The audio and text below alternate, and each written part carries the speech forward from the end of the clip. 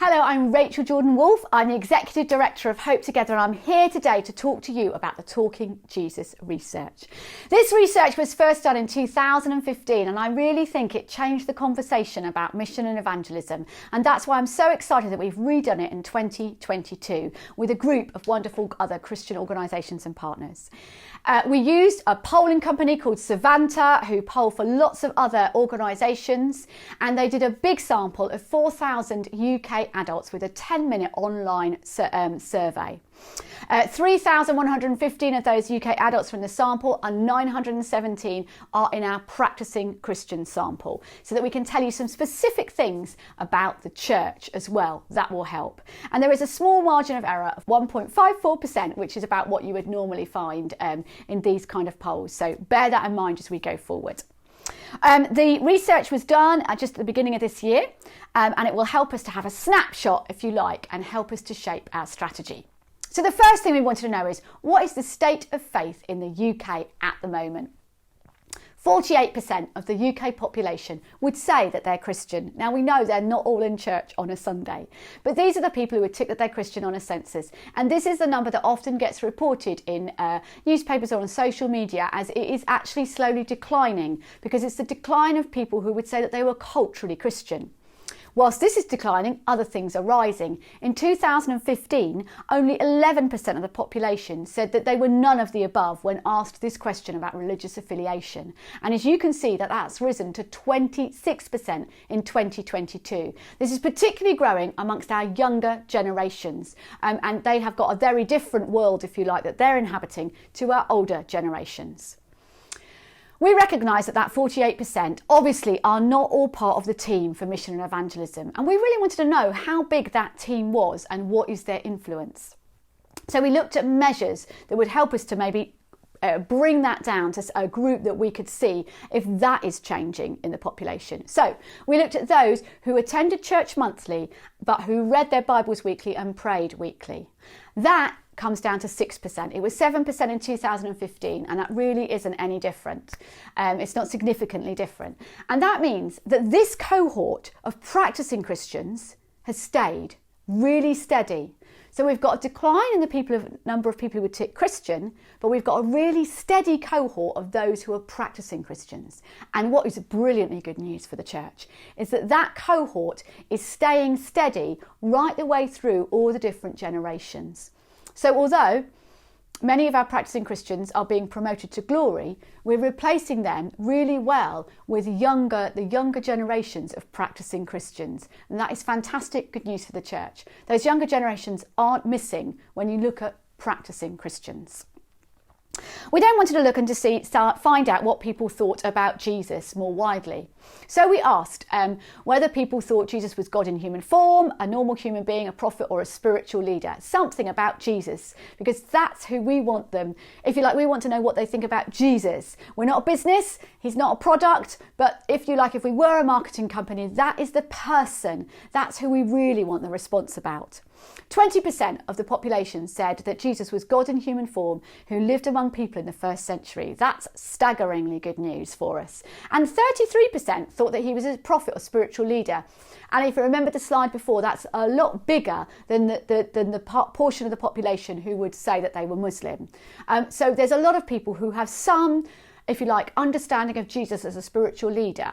And that would be a great conversation starter with them. Now, hold on to your seats. This is the stat that everybody is always shocked by. We asked whether or not the UK population believed in the resurrection of Jesus from the dead. If you like, in an age where science is supposed to disprove spiritual things, you can see that the population is still, so many of them, 45% of them are still saying that they are able to tick on a form that they believe in the resurrection. Admittedly, 16% is word for word as in the Bible, but then there is this amazing group of 29% who have some belief in the resurrection. I'd love to have more conversations with them and do a more deeper dive. But this tells you that these people will turn up in your church on Easter Sunday, and you have an incredible opportunity community to help them understand that the resurrection isn't about some distant hope. It's also about the here and now and being part of the resurrection community of followers of Jesus and the impact of that power for their life today. What an incredible invitation we've got to offer them as we get when we get to doing Easter. But it's an amazing statistic. It's held up. It was 43% in 2015 and it's held up for 2022. Great news for the church. We then wanted to dig a little bit deeper into what's happening with the people outside the church. And so we asked a new question for 2022, which is, where would you go to find out about the Christian faith? And we asked this of the non-Christians. And of course, the first answer that came back is the same, that if I asked you, how would you find out what holiday to go to, if you wanted to know what the weather was like today, or wanted to know about a new pair of shoes and what people thought about them, we would all go to Google. And Google came out as 26% of non-Christians said that's where they would start searching. This is really important for us. We are living in a digital age and we need to think digitally when we think about mission and evangelism. It's really important. But it's not the only place. 22% said going to a local church or reading the Bible. Don't you love it? The Word of God powerfully speaking. And that is somewhere people would know to go to. And they know to come to you in your church on a Sunday to find out more about the Christian faith. And that comes out quite clearly through this, that we have a missional opportunity every Sunday. We should be expecting, actually, this is somewhere where people would come. And if you look at this, not just at the non-Christians, but if you look at that group that we had of non-practicing Christians, 6% practicing, that other group, loads of those said that they would come to a local church. That even higher came up the list when they were trying to find out more about the Christian faith. It shows us it's really important what we do on a Sunday.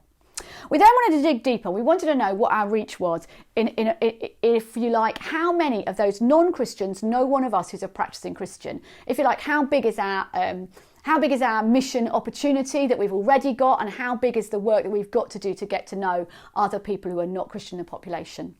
53% of those who are non-Christians said they knew one of us who is a practicing Christian.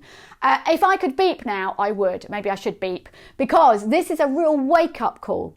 In 2015, 68% of the non-Christians in this country knew one of us who's a practicing Christian. And this has dropped, and it is a significant drop statistically, to 53%.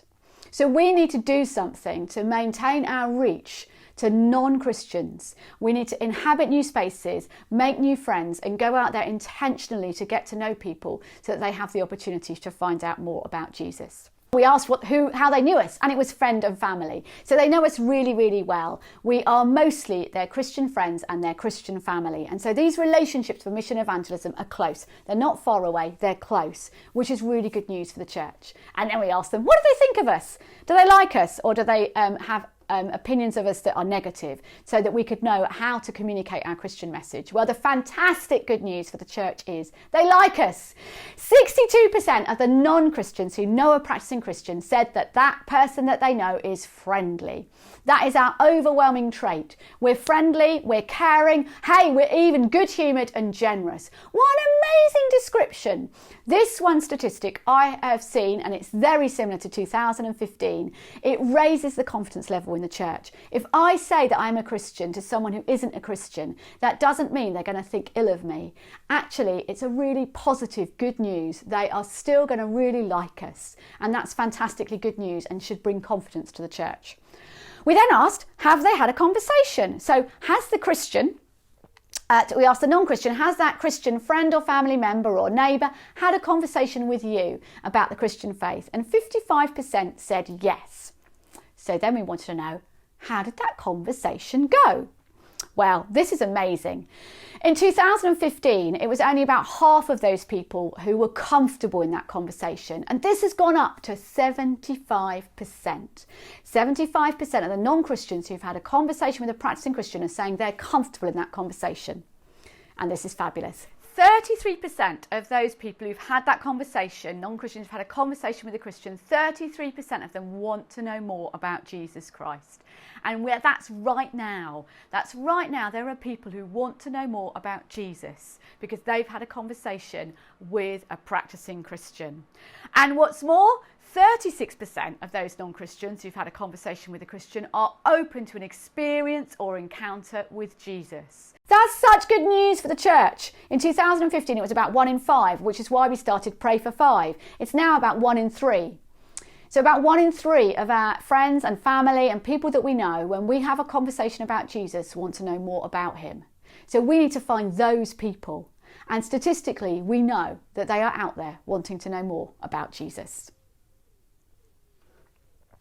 Then we looked, whilst we had this big oversample of practicing Christians, we wanted to find out how they came to faith.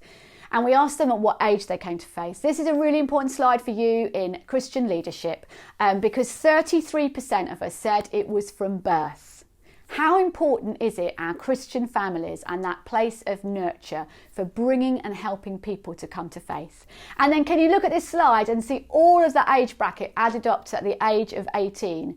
That's where so many of us are making decisions for Jesus. So we need to invest our resources into reaching children, families and young people. It's really, really important. And not just those in the church, but also young people currently outside of the church, not in Christian families. That's where so many of us have made decisions about Jesus. But there is also really good news for the church here. It's not just children and young people. There are also, which really clearly up from 2015, that we are reaching adults in all different age demographics, right across the age and generational cohorts. People are coming to faith in their adult years. This is possible, it happens, and we can see that statistically. So we need to carry on looking to reach them. So how did people come to faith? We asked people to choose 1 or 2 or 3 influences, key influences that were on their journey to faith. 34% said growing up in a Christian family. So once again, that resonates with the slide before, how important it is that we invest in our Christian families. And then 24% said reading the Bible. I love the fact that God speaks for himself and brings people to faith when they read the Bible. Attending a church service, again, if you remember, we pointed that out earlier. It's really important. What we do on a Sunday brings people to faith. There's Sunday school, there's a spiritual experience, there's conversations with a Christian you knew well, a life event, positive or negative, responding to the gospel and event. There is a whole pile of other things that you're going to see just flashing up here on the slides. Attending a Christian school, visiting a church building, a youth club, Christian printed media, conversations with Christians you didn't know well, attending an online church service, going to an introductory course like Alpha or Christianity Explored, Christian content on social media. It keeps going, and in fact you can see that only 2% said other, so we thought of most of them, people. Church wedding or funeral, Christian union, individual churches outreach programme. Now, they're all there and you're not going to remember them all, but what I want to do is just go back to the key ones.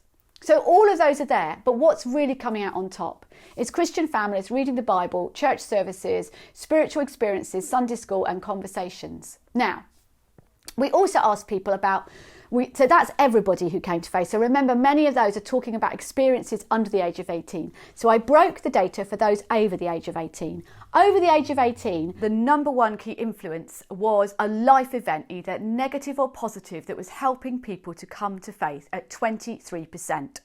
Then it was Christian family at 21%, so still vital and really important, even for adults who are coming to faith. A church service, again, a physical church service, 21%. And actually, do you know, 7% said online, which just goes to show the growth of the online service in influencing people to come to faith, which is amazing. 19%, how wonderful again, it was the Bible, God speaking on his own terms.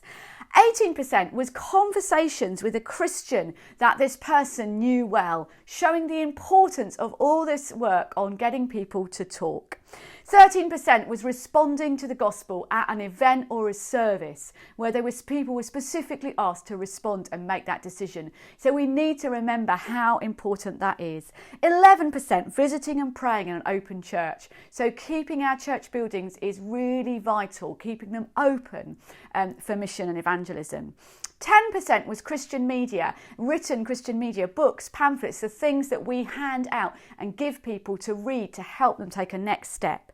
And 8% was a conversation with Christians that they didn't know well. If you look at that with the conversations with Christians that you do know well, you realise how important it is to get us all talking Jesus. So this really helps us to look at what we should be looking at to reach adults. And I'll make sure that this data also gets up in a format so that you can find it. But that helps us to realise that some of this is great influences for children and young people, but life events are really key. When big things happen in people's lives as adults, that's often when they're making that decision to come to faith. I hope you've really enjoyed listening. I'd love to answer all your questions. Not able to do that in this form, but you can email us and you can find out more on the Talking Jesus website.